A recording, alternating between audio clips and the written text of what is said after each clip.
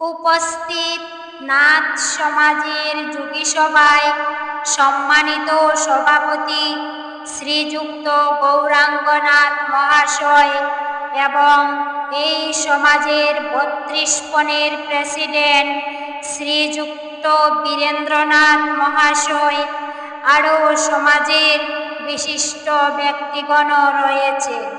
সবাইকে আমার আন্তরিক শ্রদ্ধা ও ভালোবাসা। আপনাদের এই সভায় আমাকে আমন্ত্রণ করার জন্য ধন্যবাদ। আমার আলোচনায় ভুল ত্রুটি হলে আপনারা আমাকে ক্ষমা করে দিবেন। সমাজ এক অদ্ভুত রূপকথা। সমাজ বলে সত্যের পথে চলো, আর সেই সমাজেই আবার চোখ বুঝে মেনে নে মিথ্যার রাজত্ব। সমাজ বলে ভালো কাজ করো, ভালো মানুষের পাশে দাঁড়াও। কিন্তু যখন কেউ ভালো কিছু করতে যায়, তখনই সর্বপ্রথম বাধা আসে সমাজ থেকেই। এই সমাজ ভালোবাসতে শেখায়, আবার ঘৃণাও শেখায়। এদিকে কেউ ক্ষুধার্তকে খেতে দেয়, অন্যদিকে আরেকজন মনের ক্ষুধায় দর্শন করে।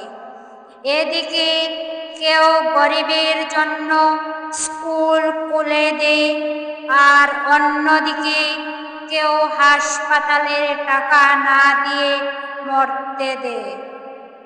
সত্যি বলি, সমাজটা ভালো, কিন্তু কিছু মানুষের স্বার্থে সেটাও দোষী হয়ে দাঁড়ায়। মেয়েরা যখন সাহস নিয়ে এগোয়, তখন সমাজই বলে বেশি সাহস দেখিও না। একজন মেয়ের পোশাকে বিচার চলে, আর এক বৃদ্ধের চোখের জলে আস্ত সমাজের নোংরামি। আমরা চুপ করে থাকি, কারণ সমাজে চুপ থাকা ভদ্রতা। কিন্তু এই চুপ করাটাই আজ সমাজকে করে তুলেছে এক বিষাক্ত খেলাঘর। এখানে মানুষ বড় নয়, মুখোশ বড়।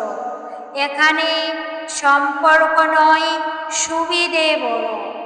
এখানে নীতি নয়, নমনীয়তা বড়।